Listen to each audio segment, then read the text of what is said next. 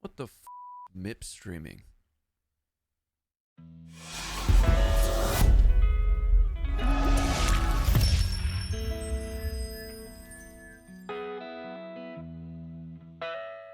What's up, guys? It's Ronnie. I woke up this morning to 12.10 on Escape from Tarkov being live, and there's a new feature that they added in there specific to graphics settings that I've been really excited about since the patch notes. Specifically Mip Streaming.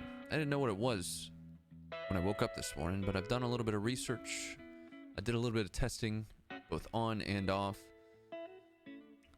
and I'm interested in the results. Let's talk about it. First of all, I don't know anything about graphics and game design. It's just not something that I've really dove into. I have done a little bit of research, and I'm going to do my best to explain that in the simplest terms as I can. But it's likely that I might misrepresent something, and this is just my very basic and cursory understanding of it.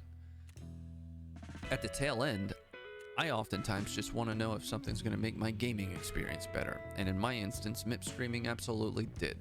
I think it was evident that my FPS was generally speaking higher. I had higher GPU utilization nearly at all times. That's been a problem lately. Once I got the 3090, I noticed that at times it was only using 50% of it. Why have a 3090 if it's only going to use half of its capabilities? Now I'm going to start this off right out of the gate with the testing. On the left, you've got Mip Streaming turned on, and on the right, you have Mip Streaming turned off. I did my best to try to get into reserve at about the same type of environment settings, right? I didn't want to have one be rain, one be sunshine. If you're interested in more of the Tarkov patch notes, make sure to go check those out because they did make some changes to how rain sounds. It's actually a pretty amazing patch. If you can't tell, I am seeing a little bit of an FPS increase here, but it's really not much to write home about. It's a little bit disappointing, right? I was hoping this was going to be the end-all be-all to solve the FPS and GPU utilization issues. But I'm willing to give it a little bit more time because I do see some spikes here and there, and the game does feel a little bit better, most definitely when I have Mip Streaming turned on. Let's talk a little bit about Mip Streaming. Now, I went to both the Unity Engine manual here and Wikipedia. Mip Streaming is a means to essentially optimize how your GPU and CPU handle load in specifically pre-allocated images. Mip maps, or pyramids, are pre-allocated, optimized sequences of images, each of which is a progressively lower resolution representation of the previous. Since they're basically pre-calculated or pre-allocated, you have to have that additional storage space. Again, this is presumably memory, physical memory, or VRAM to take advantage of it. And this takes us to how it might impact Tarkov.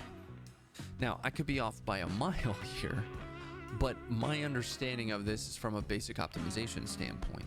Personally, I'm going to want this on, like I said, given that I have a high-end GPU with loads of storage, with loads of volatile storage, right? It's going to allow my GPU to take more load, but for a low-end GPU, the first scenario is that I might want to have this off, but ultimately it depends on how Mip Streaming works from a more technical level, which I don't have a strong understanding of.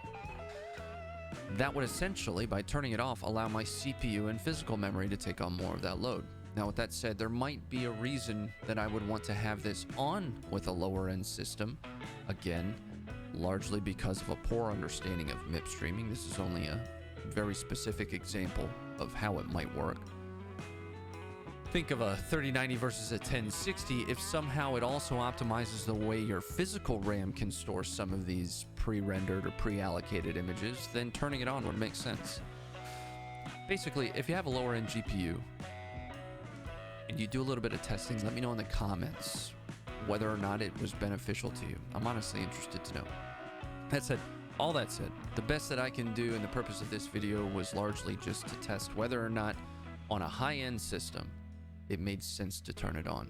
I'm going to close out with a little bit more testing. Keep an eye on that. Check out the live content Monday, Wednesday, Friday on Facebook Gaming at 6 p.m. Eastern Standard. See you later.